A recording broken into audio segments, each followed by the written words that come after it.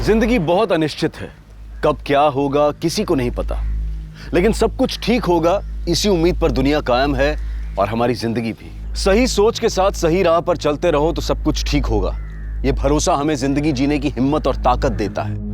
लेकिन अगर सब कुछ ठीक होगा इस बात पर से भरोसा उठ गया तो, उम्मीद बार बार लगातार टूटती रही तो इंसान मायूस होकर गलत लोगों, गलत बातों और गलत राह पर भटक जाता है। उसके दिल में ये डर बैठ जाता है कि जो गलत कल हुआ वही आज होगा और शायद कल भी। और इसी डर को अपने सीने से लगाए वो जिंदगी जीने लगता है और नतीजा तबाही, बर्बादी। अतीत में चाहे कितना भी बुरा क्यों ना हुआ हो, लेकिन भविष्य में सब कुछ अच्छा होगा इसी उम्मीद के साथ जीना ही जिंदगी है। अगर ये आशा, ये उम्मीद इंसान ने छोड़ दी तो उसका क्या नतीजा हो सकता है, ये हमारी आज की कहानी बताती है। एक ऐसा केस जिसने पुलिस को बौखला दिया, एक ऐसी कहानी जिसे देखकर आप भी चौंक जाएंगे।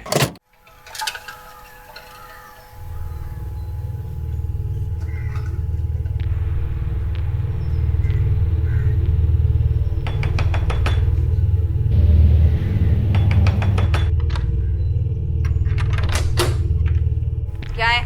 पिछले 5 महीने से आप लोगों ने दूध के बिल के पैसे नहीं दिए।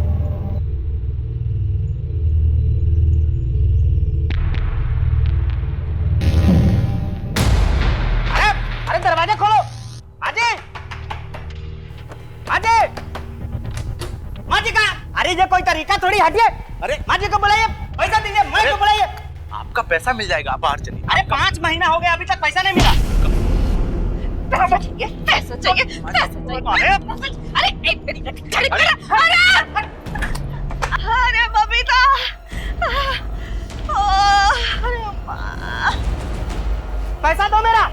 ए, क्या कर रहा है? हाँ? क्या कर रहा है? कितने पैसे तेरे? हाँ, बोल। 5 महीने का 6000 रुपए। पकड़, निकल यहाँ से।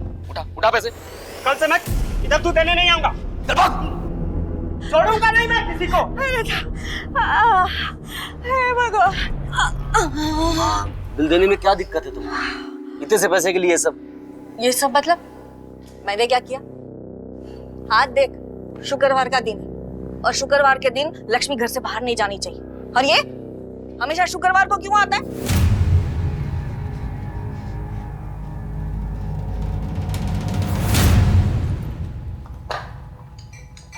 ये लो, टिफिन रेडी नहीं अभी तक।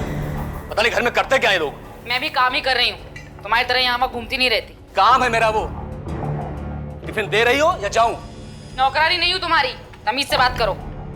तभी से बात करने की औकात है तुम्हारी? तुम्हारी है? हाँ, बस सारी धौंस माँ और बहन पर दिखाओ, है ना? बीवी के सामने इतनी अकड़ दिखाई होती ना तो भागती नहीं वो। अच्छा, तो तुमने कौन सा संभाला अपने पति को? बढ़िया नसीहत देने वाली। भैया भैया, अरे दीदी आप दोनों चुप हो जाइए, मैं आ गया हूँ, मैं टिफिन पैक कर देता हूँ। और हो सके तो समझाओ माँ को। रोज झगड़ा करते थे किसी न किसी के साथ, परेशान हो गया हूँ मैं। और ये सब ऐसे ही चलता रहा ना तो पागल खाने भेजना पड़ेगा उनको। मैं नहीं बात करती किसी से कि पकड़ो अपना टिफिन और जाओ।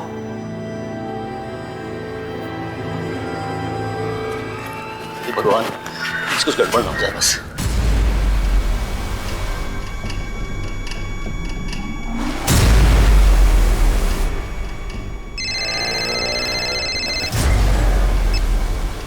हेलो, हाँ मैं आज बात करता हूँ जुगल से।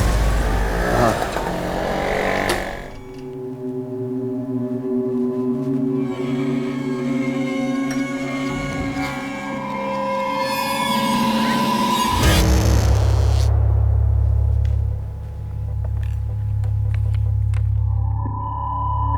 मुझे किसी भी कीमत पर मेरा परिवार चाहिए, हंसता खेलता परिवार।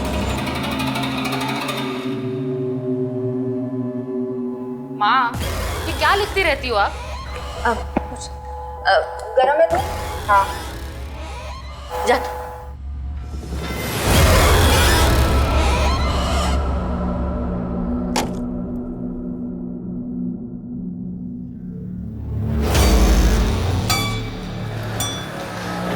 रक्षा करना, कहीं कोई एक्सीडेंट ना हो जाए आज। चल भाई।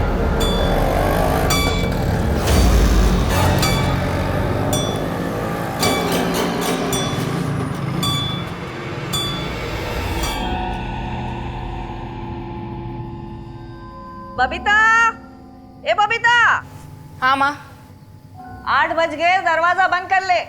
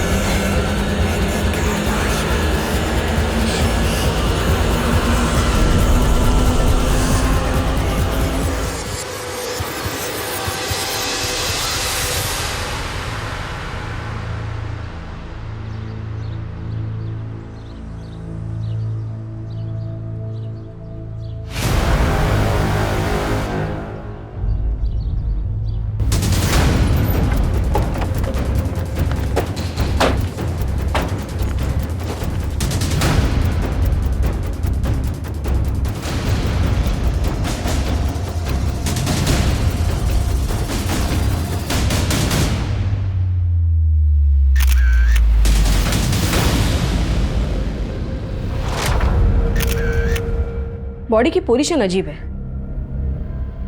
पूनम, तुम बाकी घर की तलाशी लो। मैम।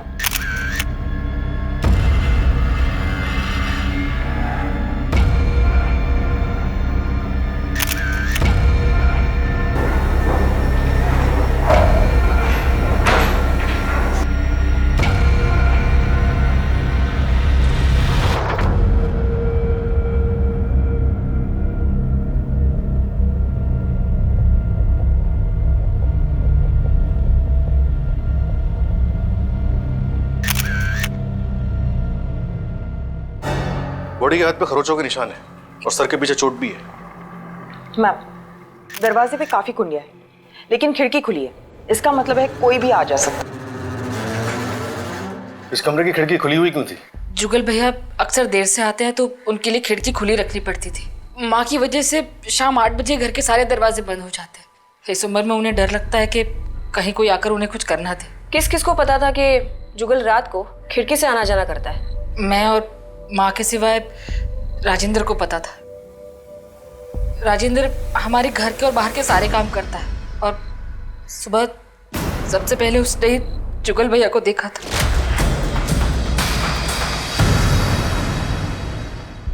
घर से या इस कमरे से कोई सामान गायब है? ऐसा कुछ लग तो नहीं रहा। कल जुगल घर कब लौटा? रात 11 बजे तक तो नहीं आई थी और वैसे भी उनके घर आने का कोई फिक्स टाइम नहीं होता।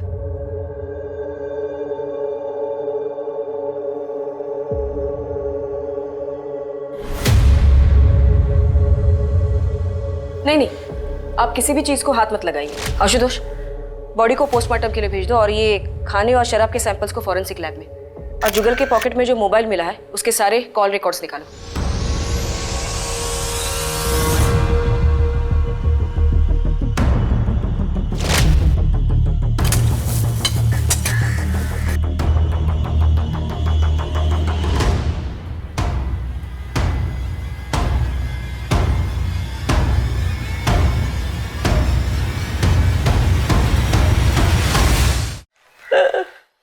जुगल के अक्सर भी कराता था?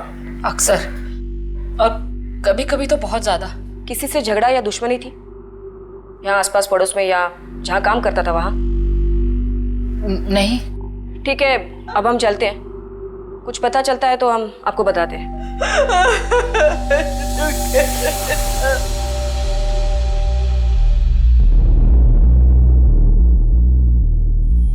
पूनम, विजय, तुम दोनों यहाँ गार्डन और आसपास में देखो, कहीं कोई सुराग या निशान है क्या?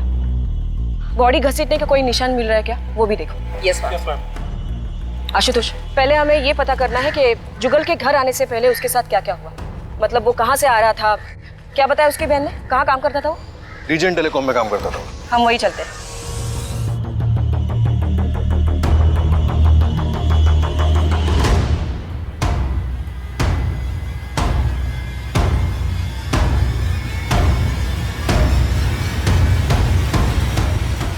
विजेंद्र, जी मैडम। ये क्या है? देखो इस एरिया में इस टावर की काफी रेंज है, ये एरिया में ज्यादा जरूरत नहीं है। तो राजेश शर्मा, तुम्हारे ऑफिस से पता चला कि तुम यहाँ हो। तुमसे जुगल के बारे में कुछ बात करनी थी। मतलब जुगल को सचमुच कुछ हो गया क्या? तुम्हारा मतलब? नहीं मतलब वो हमेशा मुझसे कहता था कि मुझे बचा लेना, मुझे अगर कुछ हो जाए तो। ऐसा क्यों बोलता था वो? जब से उसकी बीवी निकिता उसे छोड़कर गई है तब से पूरी तरह से हिल गया है वो। बहुत दारू पीने लगा था, बहुत अजीब हो गया था। मैंने तुम दोनों रोज पीते थे? कभी कभी। तो क्या कल भी तुम उसके साथ थे? हाँ। आज पूछूंगा उससे, उसने क्यों किया मेरे साथ ऐसा। अरे मुझे छोड़कर चली गई, वो गई तो मेरा छलक चला गया, सब कुछ बर्बाद हो गया। और गई तो गई ना, इतना जलील करके गई कि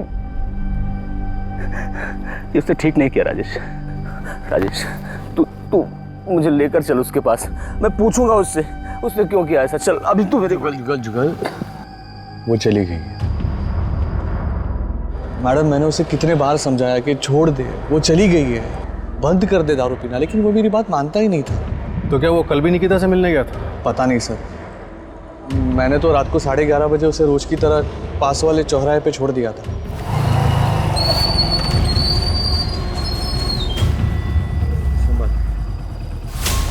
जुगल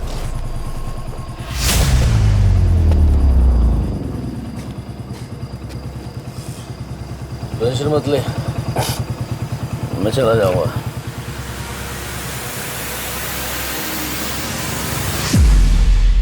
और वो किस जिल्लत की बात कर रहा था? वो भी एक अजीब कहानी है मैडम, उसके बारे में मेरे से बेहतर उसके घर वाले ही बता पाएंगे।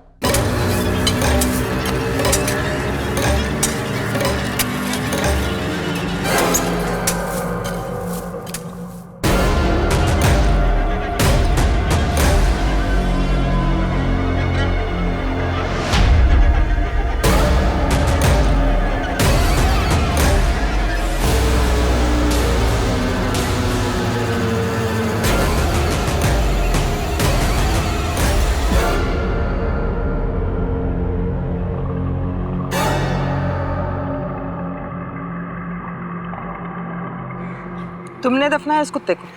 जी मैडम। कब दफनाया था? मैडम ये 3 दिन पहले मुझे कुएं में मरा हुआ मिला था।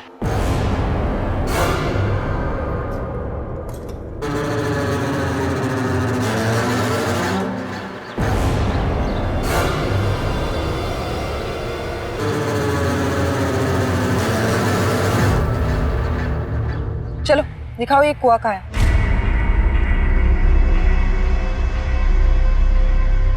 इसी कुएं से निकाला था मैंने। घर वालों को इसके बारे में कुछ पता है? तुमने बताया कुछ उन्हें? मैंने जानबूझकर नहीं बताया मैडम।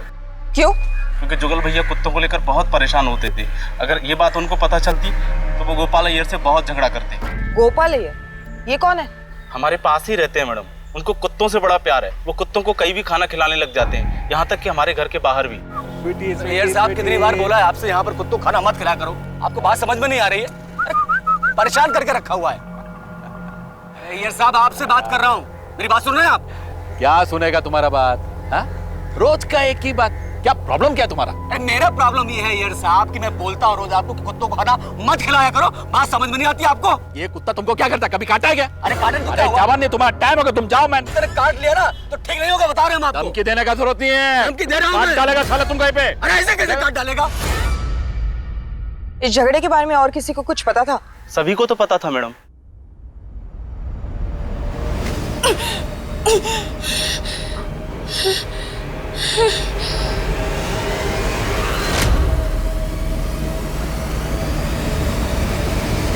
निकिता जुगल भैया की बीवी थी, उसी ने सब कुछ बर्बाद कर दिया। हमारा हरा भरा परिवार था, सब खराब करके चलती बनी। एक वो और एक सूरज, दोनों की दोनों घटिया और नीच लोग। सूरज कौन? मेरा पति। नारायणं निराकारं नरवीर नरोत्तमं नरसिंहं नागनाथं च तम वंदे नरकांतकम। बोलो श्री सत्यनारायण भगवान की जय। आप ये प्रसाद सब में बांट दीजिए। रुकिए, सूरज जी कहाँ हैं? अरे बबीता, जाओ अपने पति को जल्दी बुला के लाओ। 1 मिनट, मैं बुला के लेके आती हूँ। सूरज जी, सूरज। आ रहा हूँ।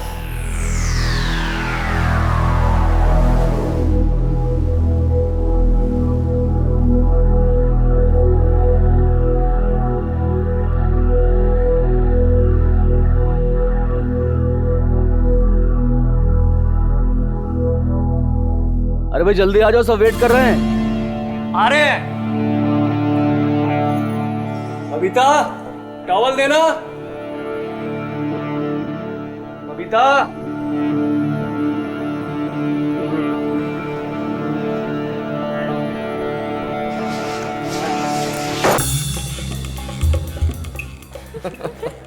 सूरज, क्या कर रहे हो? अरे प्यार आ रहा है तुम पे आज। छोड़ो, कोई देख लेगा। अरे यहाँ कौन देखेगा? इतनी दूर खड़ी, उधर आना।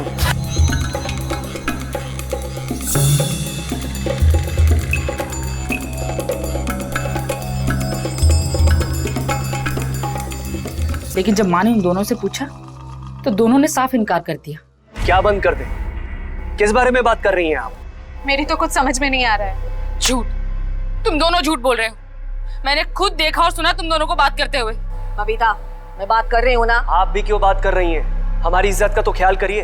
निकिता भाभी के बारे में सोचिए, शर्म आनी चाहिए आप लोगों को। अच्छा, तुम्हारे कहने का मतलब ये है कि तुम दोनों के बीच कुछ नहीं चल रहा। आपकी कसम, भगवान की कसम, ऐसा कुछ भी नहीं है। ठीक है, इस बात को यही खत्म कर दे।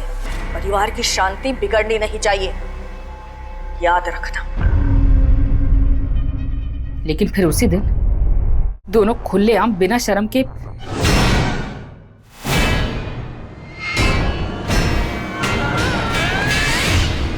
सूरज! सूरज! क्या तुमने अपने पति को ढूंढने की कोशिश नहीं की? नहीं, मैंने सूरज को डिवोर्स दे दिया था। तो सूरज उस घर में घर जमाई बनकर रह रहा था? हाँ, उन दिनों सूरज का काम घाटे में चल रहा था, इसीलिए कुछ दिनों के लिए हम माँ के यहाँ शिफ्ट हो गए थे। सूरज ने मुझसे कहा था कि उसे जल्दी एक बड़ा ऑर्डर मिल जाएगा और फिर हम अपने घर में शिफ्ट हो जाएंगे। फिर उसके बाद आपकी तरह जुगल ने भी निकिता को डिवोर्स दे दिया? नहीं, उसने मना कर दिया था।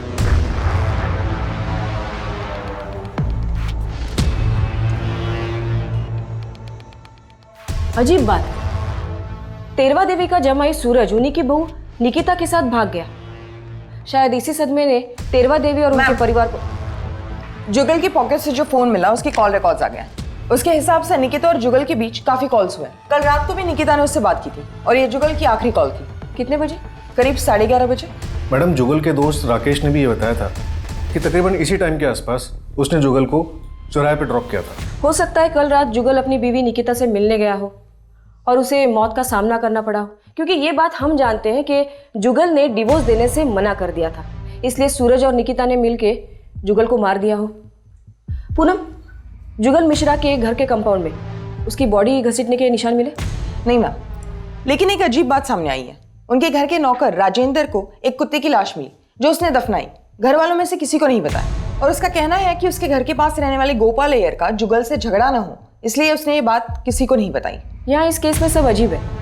वो बुजुर्ग माँ, उनके जमाई और बहू, नौकर राजेंद्र और अब ये गोपाल अय्यर। इस गोपाल अय्यर की कुंडली निकालो, पता करो कि ये कल रात वो कहाँ था, और ये सूरज और निकिता के बारे में भी पूछताछ करो। वैसे ही आप अर्जुन की भी करोगे ना? क्या मेघा की माँ, नैना की शादी का तो कोई मुकाबला ही नहीं हो सकता। ओ भाई, बस हो गया। मैं अपने अर्जुन और जूही की शादी ऐसे करूंगी कि देखती रह जाओगी, आंखें फट जाएंगी, लाखों में एक। कौन है? माँ कौन है? माँ कौन है? माँ, माँ कौन है? मैं हूँ बबीता। बबीता, वो आया? वो नहीं आया। ऐसे कैसे? तूने उसे जुगल के बारे में बताया था ना? अब उसे आना ही होगा, अब आना ही होगा उसे।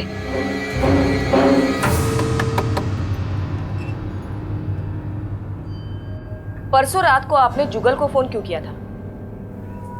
माफी मांगने के लिए। अच्छा, परसों रात आप कहाँ थी? यहीं घर पे ही थी। इस बात का कोई गवाह? गवाह की क्या जरूरत है, मैं यहाँ घर पे ही थी। मगर आप ये सब क्यों पूछ रहे हैं? कल सुबह जुगल के कमरे से उसकी लाश मिली। तो इससे आपको कोई दुख नहीं पहुंचा? जो होता है अच्छे के लिए होता है। अब सूरज के साथ शादी करने के लिए आप आजाद जो हो। आजाद? सूरज ने तो कब से अपनी आजादी चुन ली है। मतलब? हमारे बीच में अब कुछ भी नहीं है। तो अब सूरज कहाँ है? मुझे नहीं मालूम। गोपाल अय्यर आपका ही नाम है ना? जी मेरा नाम है। जुगल मिश्रा को जानते थे? वो दरिंदा, मेरे को तो उसका नाम भी नहीं सुनना। परसों सुबह आपकी उसके साथ लड़ाई हुई थी। हाँ, वो तो रोज होती है, कौन सी नई बात है। और आपने उसे मारने की धमकी भी दी थी। काट डालेगा साला तुम कहीं पे। अरे ऐसे कैसे काट डालेगा? अरे मैडम, मैं तो उसे डरा रहा था, पता नहीं उसे कुत्तों से इतनी नफरत क्यों थी। अब देखिए ना, पिछले हफ्ते मेरे 3 कुत्ते गायब हो गए, उसी ने शायद कुछ किया होगा। अच्छा वो मर गया, कम से कम मेरे कुत्ते तो बचे रहेंगे।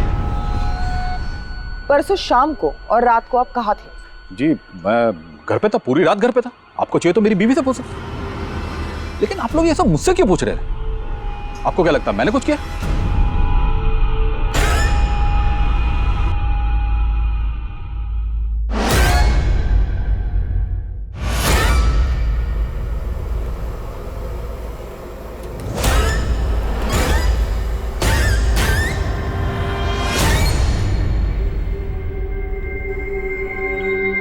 कैसा बना है? ठीक है। अरे ठीक है या अच्छा है? अच्छा है माँ। धीरज अगर कुछ कम है तो बता दे, मैं और डाल देती हूँ। नहीं बराबर है एकदम।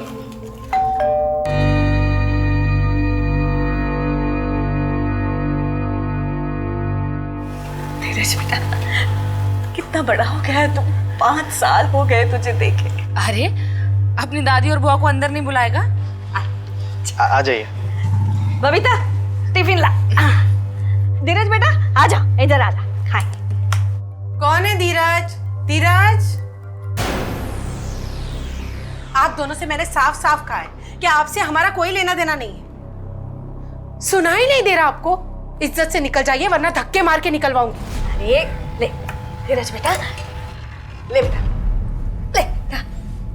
अरे मेरे हाथ का बना घर का ताजा खाना है और सब कुछ इसकी पसंद का है।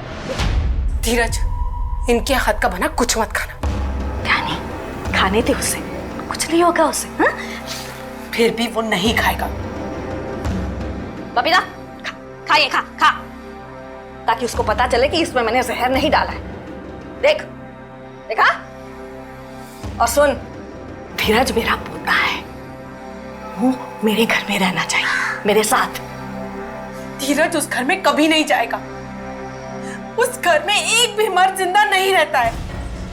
अब तो जुगल को भी खा गए आप लोग। याद रखता नहीं, बहुत पछताएगी तू। निकलिए।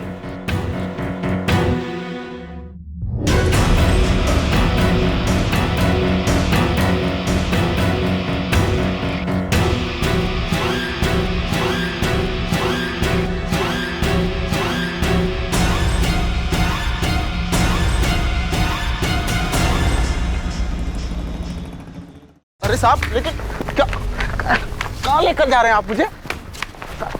साहब हुआ क्या? साहब, अरे मैडम मुझे बताइए तो सही, मुझे यहाँ क्यों लेकर आए हो आप? क्योंकि तू हर काम में सबसे पहले है। तुझे सबसे पहले कुएं में से एक मरा हुआ कुत्ता मिला, जुगल की लाश को भी सबसे पहले तूने देखा, और जुगल के झगड़े के बारे में भी सबसे पहले तूने हमें बताया। अब सच सच बता, तुझे कुएं में से एक मरा हुआ कुत्ता मिला या 3? नहीं मैडम, सिर्फ एक ही कुत्ता मिला था, मैंने मैडम को बताया तो था। ठीक है, तुम जाओ। पूनम, इस पे नजर रखना। और वो तेरवा देवी का जमाई सूरज, वो कब आ रहा है? आ गया मैं। क्यों सूरज, निकिता से कब शादी कर रहे हो? शादी? हाँ शादी, क्योंकि अब जुगल मिश्रा जो नहीं रहा। जुगल मिश्रा नहीं रहा? बुढ़िया अपने आखिरी बेटे को भी खा गई। मतलब? पहले 2 बेटे मर चुके हैं उनके, पर मैम मेरा उस घर से और बबीता से ना कोई रिश्ता नहीं है अब। तुम निकिता से आखिरी बार कब मिले थे? कई महीने हो गए मुझे तो, पर हाँ बबीता का फोन आया था 2 हफ्ते पहले। बबीता का? हाँ, वो बोल रही थी मिलना है, कुछ मदद चाहिए, लेकिन बाद में ना कोई फोन आया ना मिलने आई। ठीक है।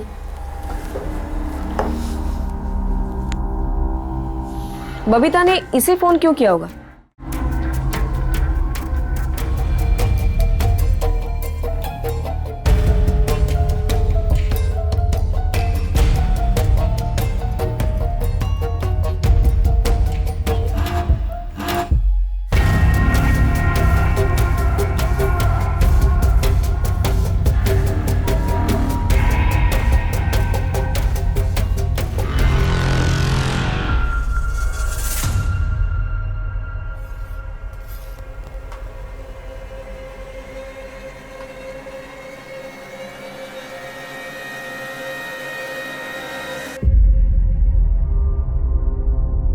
बबीता से मिलना है। वो तो घर पर नहीं है। कहाँ चली गई वो? मंदिर गई है वो, देर से लौटेगी। आपने बताया नहीं कि जुगल के और 2 भाई भी थे? जुगल की मौत के बाद हमने काफी लोगों से पूछताछ की। सबका यही कहना है कि इस घर के मर्द जिंदा नहीं बचते। ऐसा क्यों? पता नहीं है, हमारे ये घर के मर्दों को क्या हो जाता, कोई रहना ही नहीं चाहता इस घर में। मेरा बड़ा बेटा युवराज 14 साल की उम्र में ही बीमारी की वजह से मर गया, और दूसरा बेटा गिरिजेश, उसका एक्सीडेंट हो गया।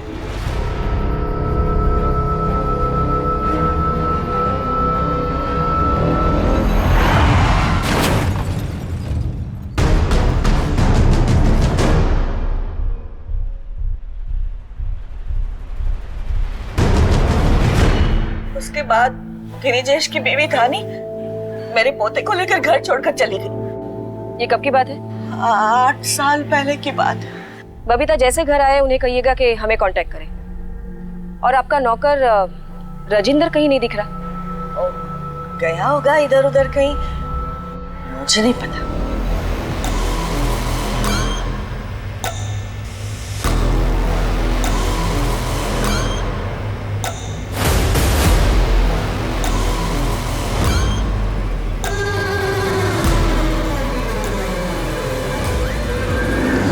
नमस्ते साहब।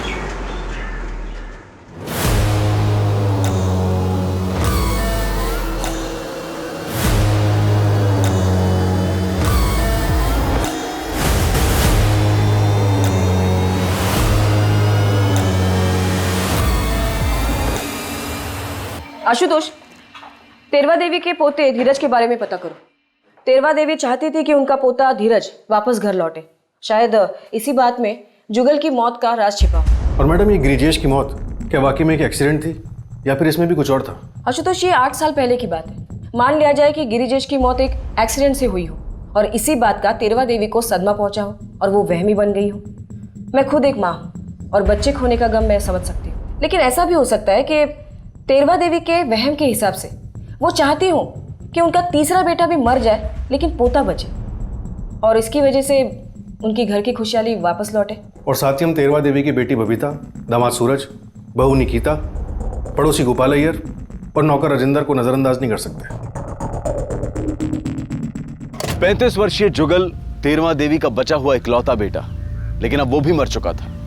लेकिन पुलिस का यह शक कि जुगल की हत्या हुई है काफी ठोस था, और शक के दायरे में जुगल की पत्नी निकिता, जुगल की बहन बबीता कुमारी और बबीता का पति सूरज थे। क्या इनके अलावा कोई और भी था जो जुगल की जान ले सकता था? और इस हत्या की वजह क्या थी? जुगल एक नशेबाज, हारा हुआ इंसान था, उसे मारकर किसी को क्या मिलने वाला था? पुलिस कोशिश कर रही थी लेकिन उन्हें कोई रास्ता नजर नहीं आ रहा था, और उसी वक्त पुलिस के पास एक ऐसी खबर आई जिसकी वजह से ये केस उल्टी दिशा में घूम गया। और जैसा कहना मैडम, मैं धीरज मिश्रा हूँ, तेरवा देवी मिश्रा का पोता। कल शाम से मेरी दादी और बुआ गायब है, उनका फोन भी बंद आ रहा है। दादी और बुआ घर पे नहीं है? नहीं, वो कल शाम को निकले थे, अभी तक वापस नहीं आए। लेकिन मुझे तो आज घर आने कहा था उन्होंने। कल शाम को उनके जाने के बाद अगर वो वापस घर नहीं लौटे तो तुमने हमें आके क्यों नहीं बताया? और आखिरी बार कब और कहाँ देखा था उनको? मैडम, कल शाम को उन्हें कहीं बाहर जाना था तो उनके लिए ऑटो मैं ही लेकर आया था।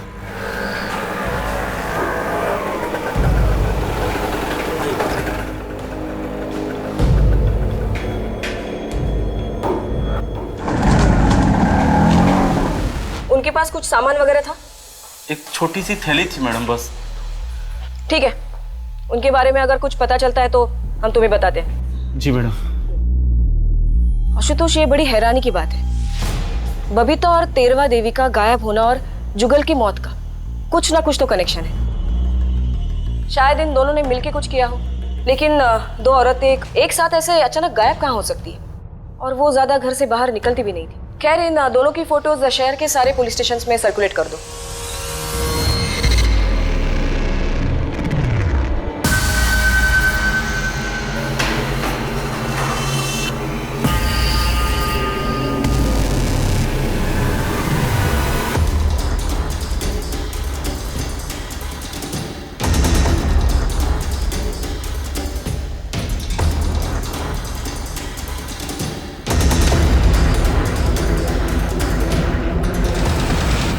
बबीता कुमारी और तेरवा देवी का गायब होना एक पहेली थी। उनके दुश्मन तो काफी थे, लेकिन उनमें से कौन उन दोनों को गायब कर सकता था, इस बारे में पुलिस उलझन में थी। और तभी एक बार फिर से इस केस ने रुख बदला।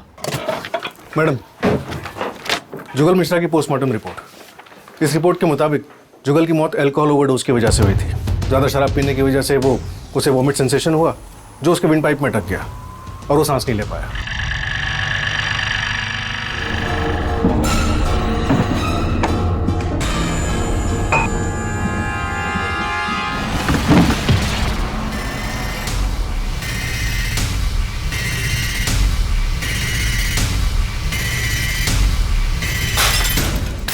इसके अलावा जुगल की बॉडी में शराब छुड़ाने की दवाई के ट्रेसेस भी मिले।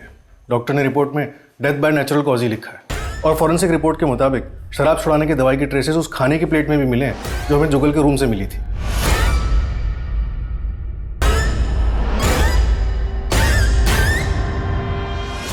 लेकिन अब सवाल ये उठता है कि अगर जुगल की हत्या नहीं हुई थी तो तेरवा देवी और बबीता भागे क्यों? इन दोनों के भागने के पीछे जरूर कोई कारण होगा, या फिर ये भी हो सकता है कि इन दोनों के साथ भी कोई हादसा हुआ हो। मैम, बबीता और तेरवा के फोन रिकॉर्ड्स। तेरवा के फोन रिकॉर्ड्स में कुछ खास हाथ नहीं लगा, लेकिन बबीता की राजेश शर्मा के साथ अक्सर फोन पे बातें होती थी। राजेश शर्मा? कौन, वो जुगल का दोस्त? उसका फोन लग नहीं रहा, इसलिए उसका फोन ट्रैक करने के लिए बोल दिया है। ठीक है, तुम राजेश शर्मा को ट्रैक करो। तब तक हम एक बार फिर से तेरवा देवी के घर चलते हैं। शायद वो घर वापस लौटी है। ये घर देख रहे हो तुम लोग? ये घर भी मेरा है।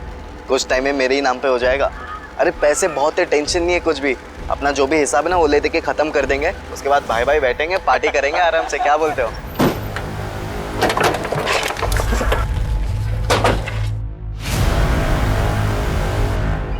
तुम यहाँ क्या कर रहे हो? और राजेंद्र का है? समय वो अपनी दादी और बुआ से मिलने आया था बस।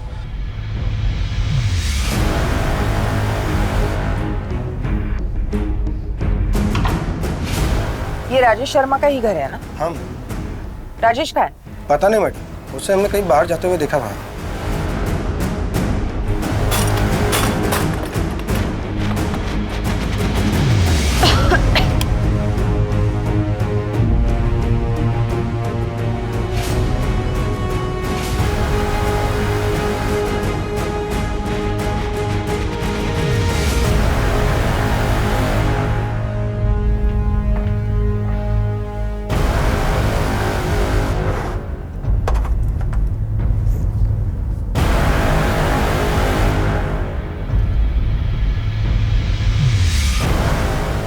लेकिन इस रिपोर्ट के मुताबिक ये राजेश शर्मा 3 दिन से गायब है।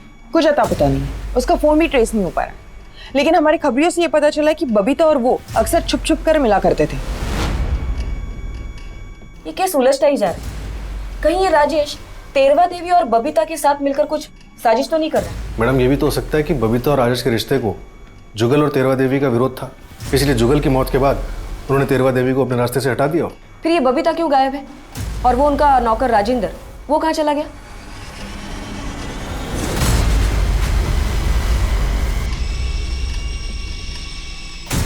तेरवा देवी की इस डायरी में बहुत कुछ लिखा हुआ है। पुलिस के सामने एक जबरदस्त पहेली थी। तेरवा देवी की वो डायरी जिसमें उसने अपने दुश्मनों के नाम लिखे थे। लेकिन पुलिस ने उन सब से बात की थी और पुलिस को किसी के भी खिलाफ कोई ठोस सबूत नहीं मिला था। उस डायरी में लिखी हुई बातें सच थी या फिर एक बुजुर्ग औरत के असंतुलित दिमाग की कल्पनाएं? क्या यह डायरी पुलिस को अपनी मंजिल तक ले जाने वाली थी या फिर यह डायरी उन्हें गुमराह करने वाली थी? अगर कभी मुझे कुछ हो जाए तो उसके जिम्मेदार ये लोग होंगे। वो दूध वाले नील ने मुझे धक्का दिया और मेरे सर पे चोट लगी और उसने मुझे जान से मारने की धमकी भी दी। मैंने तो अपना पैसा मांगा था मैडम, लेकिन बुढ़िया ने मुझ पे ही डंडे से हमला कर दिया। मैं खुद को बचाने के लिए उसे हल्का धक्का मारा था। फिर तूने क्या किया? बदला लेने के चक्कर में सबकी जान ले ली। नहीं मैडम, मैंने किसी को कुछ नहीं किया। सूरज और निकिता दोनों बहुत झूठे हैं। उन्होंने मेरे सामने झूठ पे झूठ बोला। उन्हें अपनी गलती की सजा मिलनी ही चाहिए। सर मैं सच बोल रहा हूँ, मैंने कुछ नहीं किया है। सर हमारा एक दूसरे से कोई लेना देना नहीं है। उस परिवार में कोई जिए या मरे उससे हमें क्या फायदा। मैं जो कुछ भी हुआ है उसे भुलाने की कोशिश कर रही हूँ। ये गोपाल अय्यर मेरे जुगल के साथ बहुत झगड़ा करता है। और मैंने जुगल को सिर्फ धमकाया था। तेरवा देवी और उसकी फैमिली से मेरी कोई दुश्मनी नहीं है। वैसे भी वो औरत थोड़ी पागल थी। आपको यकीन नहीं होता ना, बाहर वो लड़का आकर बैठा ना, आप उससे पूछिए कितना बेइज्जत करके उसको निकाला था घर से। उसने मेरे को सामने आकर बताया। उसको भी कुत्तों से बहुत प्यार है। अभी पिछले 2 हफ्तों से मेरे साथ वो कुत्तों को खाना खिलाता है। जुगल की तबीयत खराब होने के बावजूद और मेरे मना करने के बाद भी हितेन ने जुगल को दारू लाके दी। मैं छोड़ूंगी नहीं उसे। अरे एक ही बेटा बच्चा है मेरा। माँ जी बोलती थी कि मैं जुगल भैया की जान के पीछे पड़ा हूँ। अब जुगल भैया के ही कहने पे मैं उनके ही पैसों से उनके लिए शराब ला के देता था। अब उनकी तबीयत खराब थी तो उसमें मेरी क्या गलती? अच्छा, और कुत्तों से बहुत प्यार है तुझे? हाँ। सिर्फ 2 हफ्तों से प्यार है? नहीं मैडम, ऐसा नहीं है। कुत्तों से तो बचपन से प्यार करते हैं। एक गाँव में पाला हुआ भी है।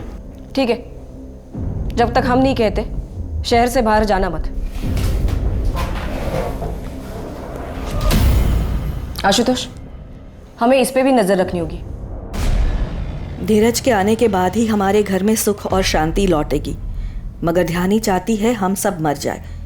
धीरज का इस्तेमाल करके हम सबको पहले ही मार डालेगी वो। ढेर सारे पैसे, आलीशान मकान, यही तो चाहती थी तुम। अब ना तेरवा देवी बीच में आएगी और ना ही बबीता। मैडम ऐसी कोई बात नहीं है, मुझे उस घर से एक कौड़ी भी नहीं चाहिए। ये ड्रामा बंद करो। और आपको चाहिए हो या ना हो, हमारे इंफॉर्मेशन के मुताबिक धीरज महलों के सपने जरूर देखता था। अरे काका, चुका दूंगा ना आपका बिल, दे दो अभी। हाँ जानता हूँ, बहुत बड़ा आदमी है तू, बहुत बड़ा घर है तेरा, तू चाहे तो सबको खरीद सकता है। अरे जाओ यहाँ से, कुछ भी नहीं मिलेगा।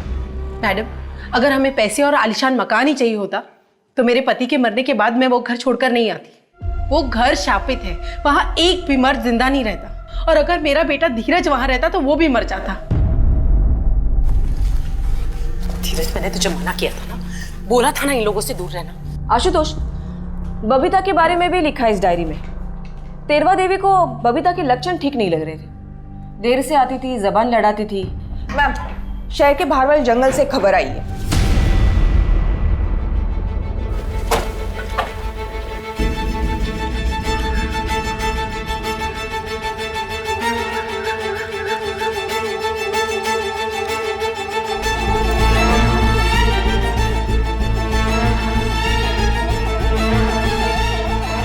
लाश पे घाव का निशान काफी भारी और गहरा है।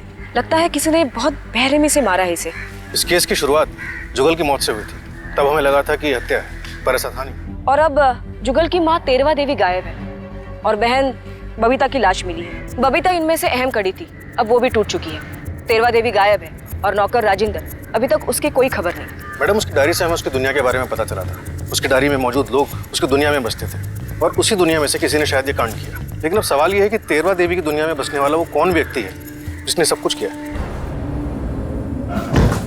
इतने दिनों से ढूंढ रहे हैं तुझे, ना तेरा फोन लग रहा है, ना किसी को पता है कि तू कहाँ था। गाँव गया था, वहाँ पर नेटवर्क नहीं था। बबीता से क्या रिश्ता है तुम्हारा? प्यार करते थे हम एक दूसरे से। तो उसे मारा क्यों? मैं उसे क्यों मारूंगा मैडम? हम दोनों एक दूसरे से प्यार करते थे और जिस दिन जुगल की हत्या हुई उस दिन मैं उसे सब सच बताने वाला था कि मैं और बबीता शादी करने वाले हैं। लेकिन उस दिन जुगल निकिता को लेकर बहुत परेशान था, इसीलिए मैंने उसे कुछ कहा नहीं। और फिर अगले दिन पता चला कि जुगल की मौत हो गई। अरे मैं तो गांव जाने से पहले उसे मिला भी था। वो और तेरवा देवी कोई चंद्रपाल बाबा को मिलने जाने वाले थे।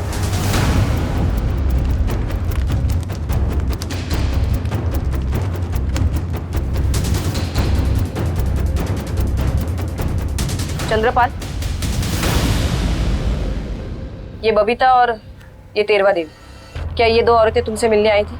हाँ आई थी। इन्हें अपना पोता वापस चाहिए था। ये बता रही थी कि इनके परिवार पर शाप का साया है। उसी से मुक्ति के लिए उन्होंने अनुष्ठान किया और वापस चली गई।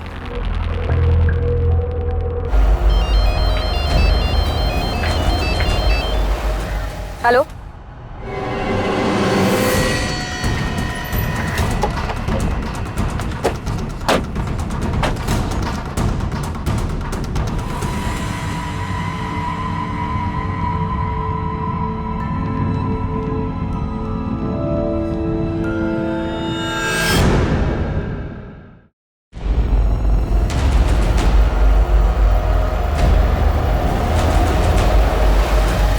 हमें आप लोगों के सीनियर से बात करनी है। हमने कुछ नहीं किया। आप लोग शांत रहिए, पुलिस स्टेशन। मैम आपकी टीम हमें जबरदस्ती लेकर आई है। किस लिए?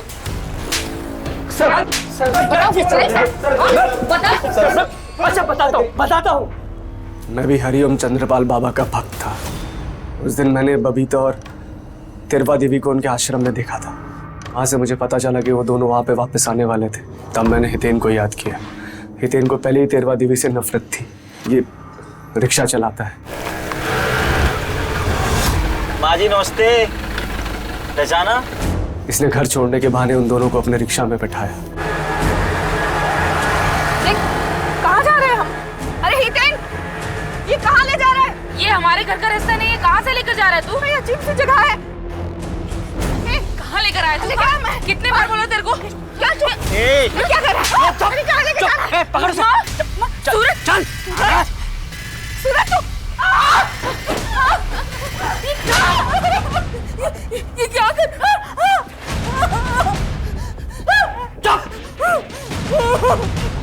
चल।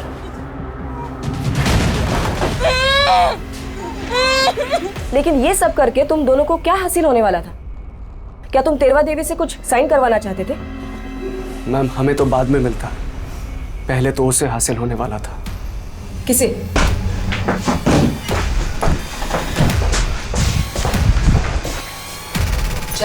अरे पर मैडम बताइए तो सही, क्या हुआ? Madam please. सूरज और मैं अलग हो चुके थे, लेकिन जुगल की मौत के बाद मेरे दिमाग में एक प्लान आया था, तो मैंने सूरज को अपने पास बुलाया। सूरज, जुगल अब रास्ते से हट चुका है और ध्यानी तो अभी हवेली में वापस आएगी नहीं और ना धीरज को आने देगी। इसका मतलब समझते हो? अरे जुगल ने मुझे अब तक डिवोर्स नहीं दिया है। इसका मतलब मैं अभी भी मिश्रा खानदान की बहू हूँ और उस हवेली पे मेरा भी हक है। मगर बबीता और बुढ़िया, उसका क्या? और इसलिए तुमने बबीता को इतनी बेरहमी से मारा?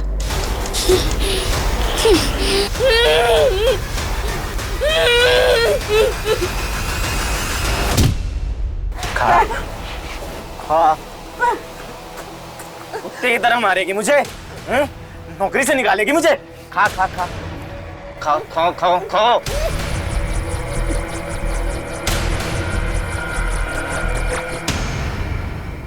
कुत्तों को मैं नहीं मार के वहां फेंका था।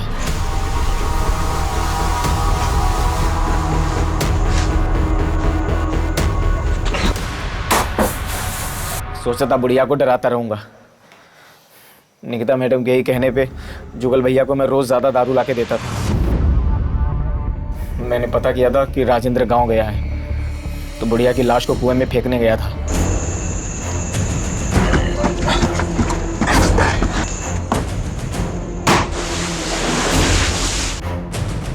वहां राजेंद्र ने हम दोनों को देख लिया था, इसलिए उसको भी वहीं मारना पड़ा।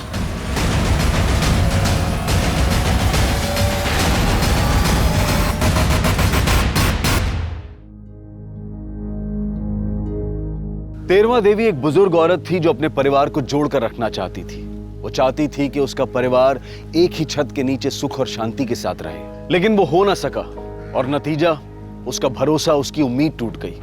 जिंदगी के इस अनिश्चित पहलू ने तेरवा देवी को इस कदर तितर बितर कर दिया कि वो तंत्र मंत्र और तांत्रिक की झूठी बातों पर भरोसा करने लगी। उसका विश्वास ऐसी बातों पर बैठ गया जहां पर सिर्फ फरेब और मक्कारी थी, और था तेरवा देवी के बचे खुचे कुटुंब का अंत। तेरवा देवी अकेली थी, उम्र ढल गई थी, कमजोर थी, और राजेंद्र, निकिता और सूरज ने इस बात का फायदा उठाया।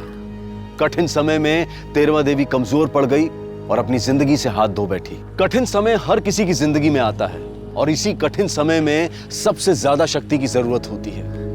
हम ये प्रार्थना करते हैं, उम्मीद करते हैं कि ये शक्ति हम सबको मिले। अब मैं अनूप सोनी आपसे विदा लेता हूं। फिर मुलाकात होगी क्राइम पेट्रोल सतर्क के ब्लैक हेडलाइंस अध्याय में एक और नए केस के साथ। और याद रखें, क्राइम और आपके बीच में सिर्फ इतना फर्क है कि आप कितने सतर्क हैं। सतर्क रहें, सुरक्षित रहें। जय हिंद।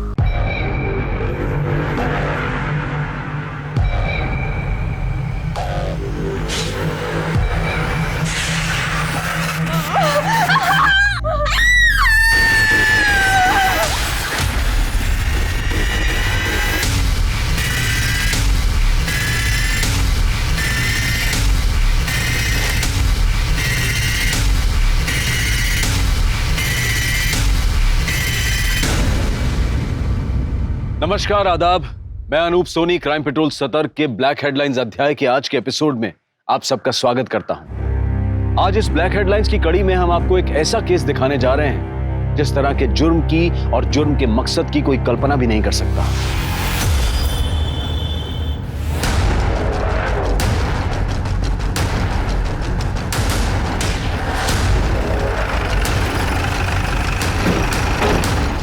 साइड हटिए आप लोग, साइड हटिए।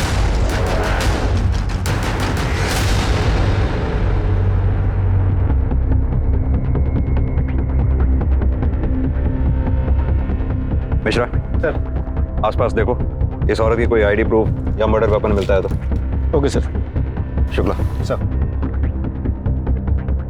आप लोगों में से किसी ने कुछ देखा? नहीं सर। इस औरत को जानते हो आप लोग? यही की है या कहीं और की है? मालूम नहीं सर। सर, ये औरत शायद प्रेग्नेंट थी। सर, इसका सिर्फ पेट काटा गया है और चेहरे को भी काटा गया है। और पेट शायद इसीलिए काटा गया है क्योंकि बच्चों को बाहर निकाला जा सके। और बाकी बॉडी पे घसीटने के अलावा और कोई चोट के निशान नहीं है सर। सर, घाव और बॉडी की कंडीशन को देखकर ये लग रहा है कि ये मर्डर पिछले 24 घंटे के अंदर हुआ है। सर, शायद चेहरा इसीलिए बिगाड़ा गया है ताकि इसकी पहचान ना हो सके। लेकिन शुक्ला कोई किसी औरत का इस तरह से पेट चीट कर बच्चा क्यों निकालेगा? क्या मकसद हो सकता है उसका? दुश्मनी या बदला? एक काम करो, आसपास और अच्छी तरह से चेक करो, शायद इसके बच्चे को कहीं आसपास ही फेंका हो।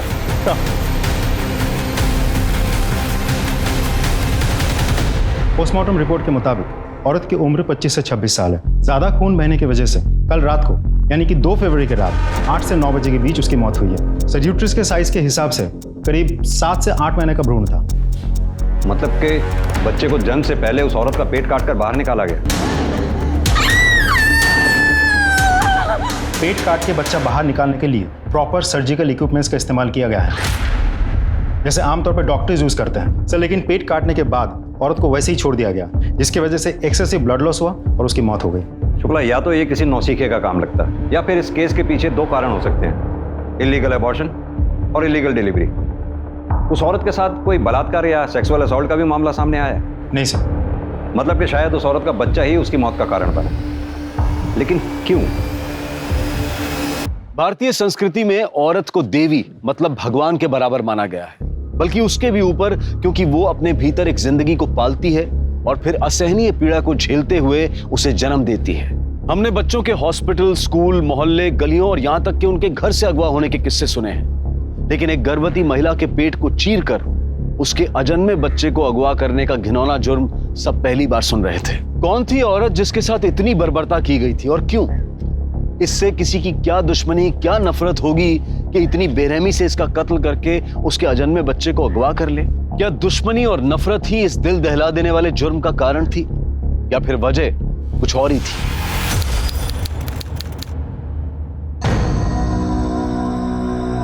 इंस्पेक्टर साहब कहाँ? बहुत जरूरी काम है मुझसे। कहाँ है इंस्पेक्टर साहब? और सिग्नेचर मैंने ले लिया। सर, हमें एक रिपोर्ट लिखवानी है। मेरी बीवी कल सुबह से लापता है। सब्जी लेने के लिए मार्केट गई थी सर, अभी तक वो वापस नहीं आई। हर जगह पता किया, सब जगह ढूंढा सर, और तो और उसका फोन भी ऑफ आ रहा है सर। कहीं ऐसा तो नहीं वो अपने मायके चली गई हो? नहीं सर, वो वहां नहीं गई, मैंने वहां भी पता करा है सर। उसकी कोई फोटो वगैरह? उनका किसी के साथ कोई झगड़ा, कोई दुश्मनी? नहीं सर, ऐसा कुछ भी नहीं है। बहुत सिंपल लोग हैं सर हम। आपसे ये किसने कहा कि सिंपल लोगों की किसी से कोई दुश्मनी या झगड़ा नहीं होता? ये भी तो हो सकता है वो अपनी मर्जी से कहीं चली गई, उसकी किसी से कोई दोस्ती या अफेयर वगैरह। सर कैसी बातें कर रहे हैं आप? सर वो ऐसी नहीं है, मेरी बीवी है वो। 7 महीने की प्रेग्नेंट है सर। 2 महीने में हमारा बच्चा होने वाला है। शुक्ला, इनकी पत्नी की डिटेल्स ले लो और छानबीन शुरू कर दो। इनकी पत्नी के फोटोग्राफ्स मार्केट में सब जगह सर्कुलेट करवा दो। लोकेशन रिकॉर्ड, कॉल रिकॉर्ड सब निकलवाओ। देखो शायद किसी ने कुछ देखा हो। चलो अब आइए मेरे साथ।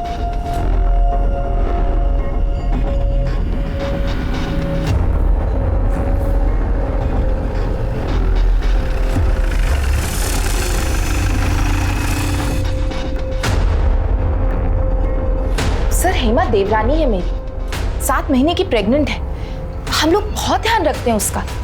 वो तो प्रेगनेंसी में चलते फिरते रहना सेहत के लिए अच्छा होता है, इसलिए घर के छोटे मोटे काम करने देते हैं हम उसे। लेकिन कल जब वो सब्जी खरीदने निकली तो वापस घर ही नहीं लौटी। सर यकीन मानिए हमारे परिवार में कोई झगड़ा, कोई मनमुटाव है ही नहीं। सर आज के जमाने में भी हम लोग ज्वाइंट फैमिली में रहते हैं सर। 6 लोग का परिवार है। 7वें का तो बड़ी बेसब्री से इंतजार चल रहा है।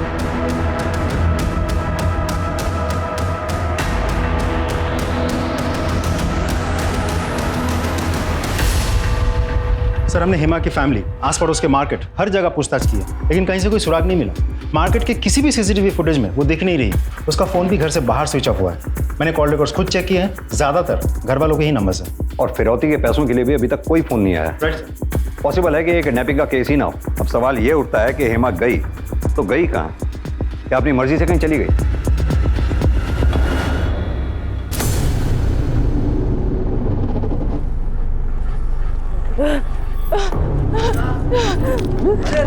मैडम क्या हुआ आपके साथ? अरे संभालिए संभालिए संभालिए संभालिए संभालिए अपने आप को। कोई पानी ला, पानी ला। मैडम पानी लेके आओ, पानी लेके आओ। क्या बात है, क्या हुआ? अरे आपसे मिलने आ रही थी, अचानक बेहोश होकर गिर गई।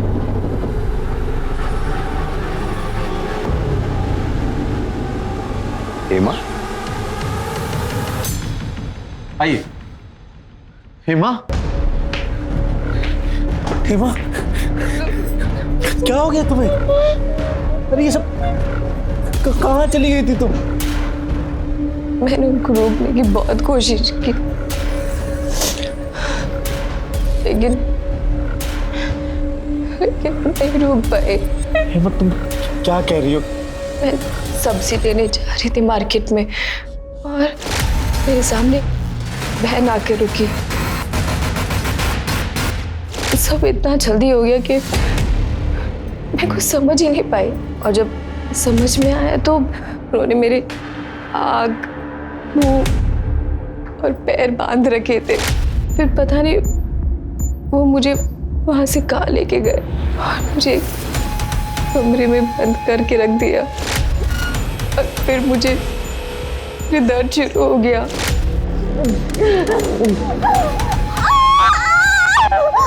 वहाँ पे एक औरत भी थी और उसने मेरी डिलीवरी वही करा दी।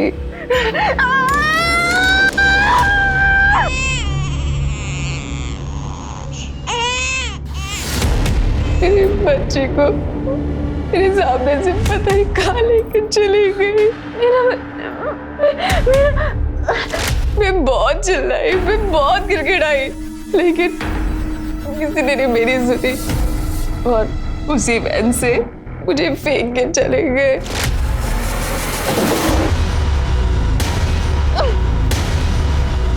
मैं बहुत मुश्किल से यहाँ तक पहुंची हूँ। आपने उन किडनैपर्स का या फिर उस औरत का चेहरा देखा है, या फिर कोई ऐसी बात जो आपको याद हो? सर उनका चेहरा हमेशा ढका रहता था। सर प्लीज मैं आपके हाथ जोड़ती हूँ, प्लीज मेरा बच्चा वापस ला दो।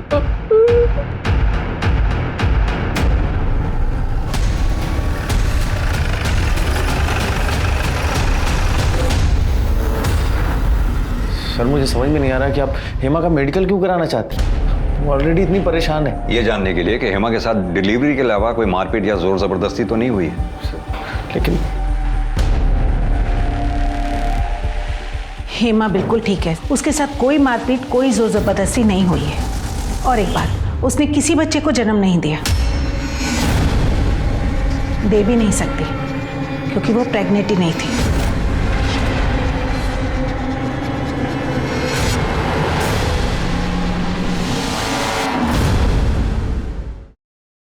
सर राजेश भैया की 2 बेटियां हैं, वो बेटा नहीं दे पाए। अब सबकी उम्मीदें हमसे हैं कि हम खानदान को एक बेटा एक वारिस देंगे। सर हम तो बहुत कोशिश करते थे, लेकिन मैं कभी प्रेग्नेंट हो ही नहीं पाई। सर हालत इतनी खराब हो गई थी कि घर में आते जाते सब मुझे ताना देते थे। अब मैं उन्हें तो कुछ नहीं कह सकता था, तो अपनी सारी भड़ास मैं हेमा पर जाकर निकालता था। अतुल, देखो भगवान पे भरोसा रखो, जब वो चाहेगा बच्चा हो जाएगा। और अगर हमारी किस्मत में है ही नहीं तो हम क्या कर सकते हैं? दिमाग खराब है तुम्हारा। हम भगवान और किस्मत के भरोसे नहीं बैठ सकते। अब तू भी बताओ क्या करूं मैं? सर 7 महीने पहले हमने ये प्लान बनाया कि सबको जाकर के झूठ कह देंगे कि हेमा प्रेग्नेंट है, और प्रेगनेंसी के 7वें महीने में ये किडनैपिंग का नाटक, ताकि हेमा जब लौटकर वापस जाए और सबको बताए कि उसने अपने बेटे को खो दिया है, तो पूरे परिवार की सिंपैथी मिले और हमें ताना भी नहीं सुनना पड़े। सर मैंने तो अतुल को कहा था कि ये सब करने का कोई फायदा नहीं है, लेकिन इन्होंने। तुम दोनों कुछ पागल वागल हो क्या, या अपना दिमाग इसी तरह की घटिया प्लानिंग में इस्तेमाल करते हो? कभी IVF सेंटर का नाम नहीं सुना आप लोगों ने? वहीं चले जाते। न जाने तुम जैसे कितने कपल्स जो औलाद के लिए तरसते हैं, उन्हें अपनी औलाद मिली है वहां से। यार really sorry sir. We are sorry. अभी तो जाने दे रहा हूं आप लोगों को। अगली बार ऐसा कोई नाटक किया तो मेरे से बुरा कोई नहीं होगा। जा सकते हैं आप। Thank you sir. Thank you sir.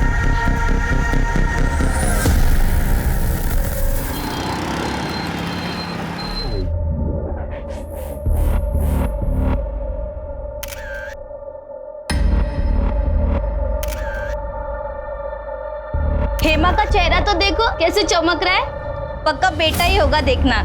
Hema आज तेरी गोद भराई है, माँ बनने वाली है तू। अरे थोड़ा तो मुस्कुरा दे। क्या हुआ हेमा, सब ठीक है ना? तू कुछ परेशान लग रही है। जया भाभी, हेमा का पूरा परिवार है उसका ध्यान देने के लिए, आप अपना देखिए। आपको भी तो 2 महीने में बच्चा होने वाला है। बाकी हेमा को डरने की कोई जरूरत नहीं है ना हेमा?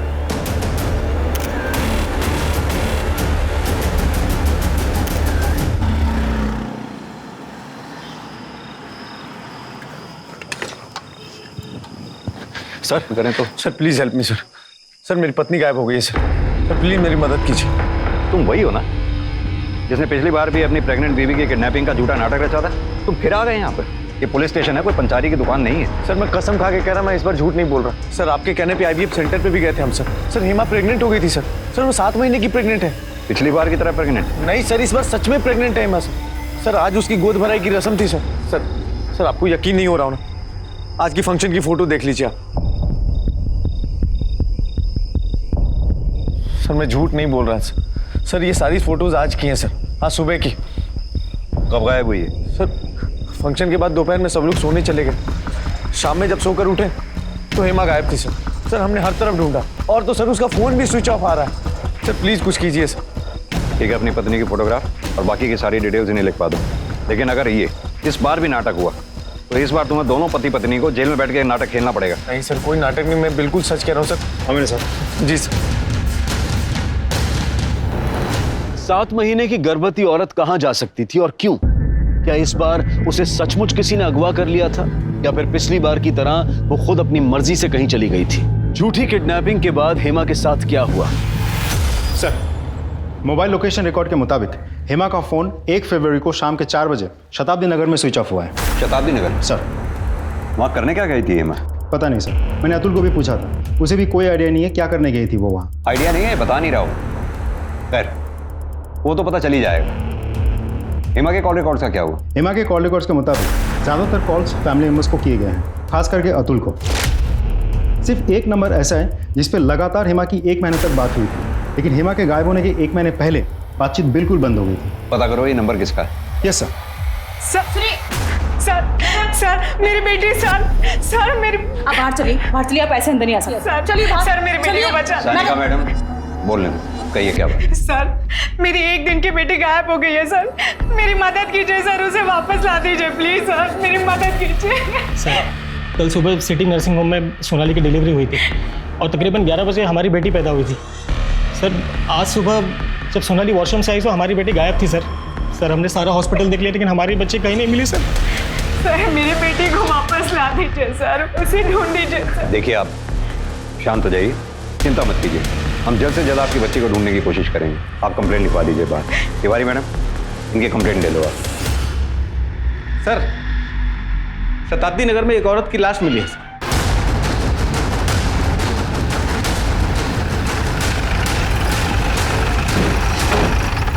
साइड हटिए आप लोग, साइड हटिए।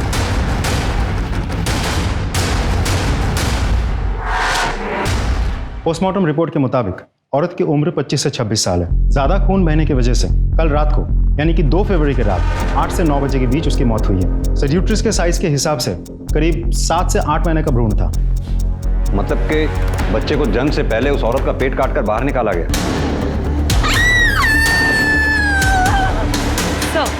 सर जहां उस औरत की लाश मिली थी उससे कुछ दूरी पर 7 महीने का भ्रूण भी मिला है। इन सारी चीजों को देखते हुए और बॉडी की डिटेल्स को देखते हुए ये लाश हेमा की लगती है। शुक्ला एक काम करो, हेमा के हस्बैंड अतुल को लाश की शिनाख्त के लिए बुलाओ। सर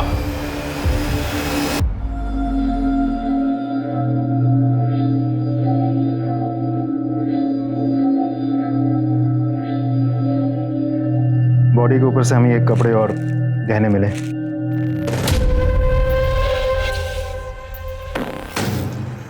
हेमा! हेमा! हेमा! हेमा! एक और बॉडी है। बच्चे की बॉडी हमें इन्हीं के पास से मिली थी। दोनों बॉडीज के ब्लड सैंपल हमने टेस्ट के लिए भेज दिए, लेकिन हम कंफर्म कर पाए कि ये बच्चा इन्हीं का है।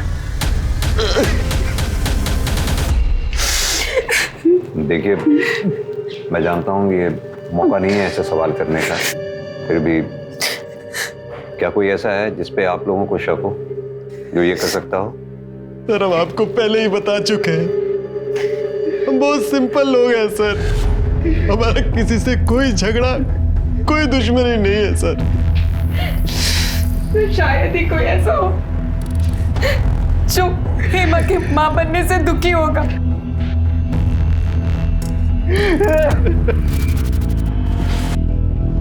शुक्ला, मेरे पूरे कैरियर में मैंने ऐसा केस कभी नहीं देखा जिसमें किसी औरत का पेट चीरने के लिए सर्जिकल इक्विपमेंट का इस्तेमाल किया गया। कातिल बच्चे को जिंदा रखना चाहता था या फिर उसे मारना चाहता था?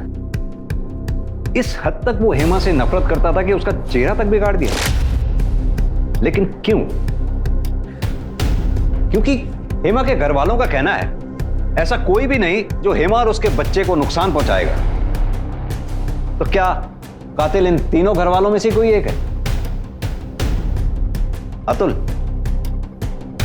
कहीं ऐसा तो नहीं अतुल अपनी बीवी से झूठे प्यार का और फिक्र का दिखावा हमारे सामने कर रहा हो? लेकिन सर मुझे ये समझ में नहीं आ रहा है अतुल का मकसद क्या हो सकता है?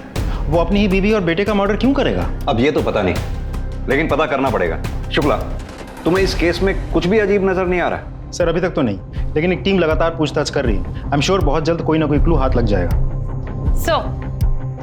सर शताब्दी नगर में एक दाइमा है जो इस पूरे तहसील में घरों में बच्चों की डिलीवरी करवाती है, और सर हेमा का मोबाइल उसके घर के पास ही स्विच ऑफ हुआ था।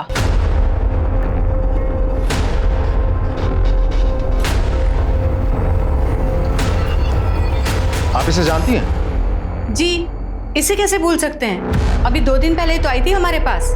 क्यों आई थी आपके पास? जाके एक समस्या थी, वही हल कराने आई थी हमारे पास। दाइमा, क्या आप मेरी मदद कर सकती हैं? मुझे ये बच्चा नहीं चाहिए, प्लीज गिरा दीजिए इसे। बौरा गई है क्या? हाँ, क्या बोल रही है? अरे हम इन हाथों से दुनिया में नया जीवन लाने का काम करते हैं, और तू हमें जीव हत्या करने को कह रही है? अरे क्यों मारना चाहती है अपने बच्चे को? बिटिया, वो बड़े किस्मत वाले होते हैं जिन्हें ऊपर वाला औलाद देता है। तो आप ये बच्चा गिराने में मेरी मदद नहीं करेंगी? ना बिटिया, ये पाप हमसे तो ना होगा। क्या हेमा अपना बच्चा गिराना चाहती थी? हाँ, तो यही तो बोल रहे हैं हम आपको इतनी देर से। उसने कुछ बताया कि वो क्यों अपना बच्चा गिरवाना चाहती थी? नहीं, हमने भी बहुत पूछा पर कुछ बोली नहीं वो। अच्छा, कोई आया था उसके साथ या वो अकेली आई थी? आई तो अकेली थी, पर हाँ बार बार अपना फोन देख रही थी। क्या देख रही थी मोबाइल में? वो तो मालूम नहीं, लेकिन वो बोली कि दाइमा, क्या मैं फ़ोन चार्ज कर सकती हूँ यहाँ पे? वो देखिए ना, बैटरी ख़त्म हो रही है तो फ़ोन बंद हो जाएगा। बिटिया, हमें तो कोई दिक्कत नहीं है, पर तुम खुदे देख लो, बिजली नहीं है, शाम को 6 बजे तक आएगी। अच्छा, आप ये बता सकते हैं ये कितने बजे के आसपास की बात रही होगी? जी कोई शाम के 4 बजे होंगे। शुक्ला, बड़ी अजीब सी बात है। हेमा बच्चा चाहती थी, बच्चे को जन्म भी देने वाली थी, वो भी लड़का जिसके लिए उसकी फैमिली ने उसे परेशान कर रखा था। सुबह ही उसकी गोद भराई हुई थी, फिर अचानक ऐसा क्या हुआ होगा जिसके लिए वो बच्चा अबॉर्ट करवाना चाहती थी? माजरा क्या है, कुछ समझ में नहीं आ रहा। सर, वैसे हमने विमला दाई का बयान चेक कर लिया है, वो सच बोल रही थी। उस एरिया में दोपहर 2 से शाम के 6 बजे तक बिजली नहीं रहती और उस एरिया में आसपास कहीं भी सीसीटीवी कैमरा भी नहीं है। सीसीटीवी नहीं है, पर यह तो हो सकता है कि किसी इंसान ने कुछ देखा हो, कुछ सुना हो। हेमा उस दिन अपना फोन चार्ज करना चाहती थी। शुक्ला, हेमा के साथ जो कुछ भी हुआ तो 4 बजे से 9 बजे के बीच में हुआ। सर हेमा के कॉल रिकॉर्ड्स में जो नंबर मिला था, जिस पर 1 महीने तक उसकी लगातार बात हुई थी और उसके गायब होने से पहले अचानक 1 महीने पहले उसकी बातचीत बंद हो चुकी थी, वो नंबर महेश शर्मा का है। ये Mahesh Sharma nature IVF clinic में पार्ट टाइम वार्ड बॉय का काम करता है, जहां हेमा अपने बच्चे के ट्रीटमेंट के लिए गई थी। महेश शर्मा? सर, ये महेश शर्मा तो सिटी नर्सिंग होम में भी वार्ड बॉय का काम करता है और जिस दिन मयूरेश और सोनाली की 1 दिन की बेटी गायब हुई थी, उसी दिन से वो काम पे नहीं आ रहा है, फोन भी स्विच ऑफ आ रहा है। सर, महेश का फोन ऑन हुआ और उसकी लोकेशन भी ट्रेस हो गई। शुक्ला, इससे पहले कि वो दोबारा फोन बंद करे या गायब हो जाए, उठा के ले आओ उसे। Sir.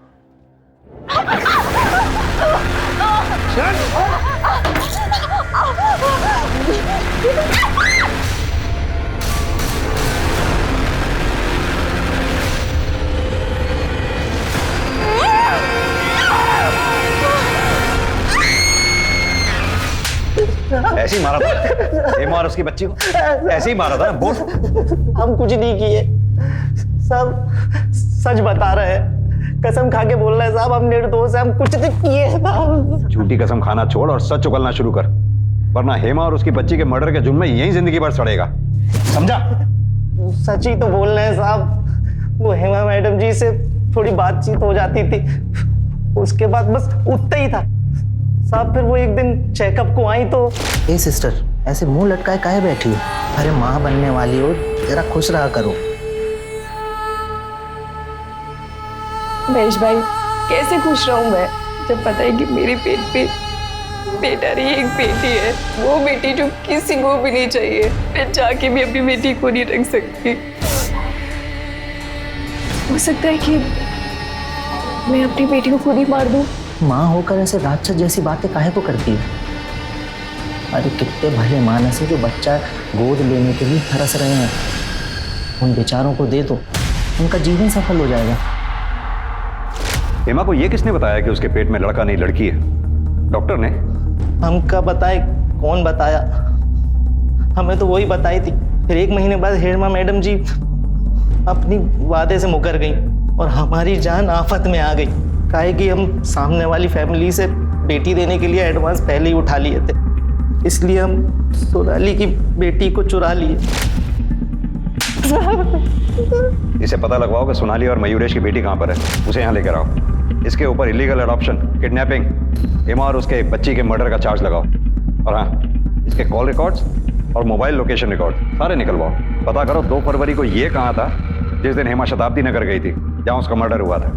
Sir, yes inspector, Hema ने आईवीएफ ट्रीटमेंट के लिए हमारे क्लिनिक में रजिस्टर करवाया था, पर हमने उसे ट्रीटमेंट नहीं दिया। नहीं दिया मतलब? हेमा तो प्रेग्नेंट थी। हाँ, पर हमारे ट्रीटमेंट देने से कुछ दिन पहले ही वो नेचुरली प्रेग्नेंट हो गई थी।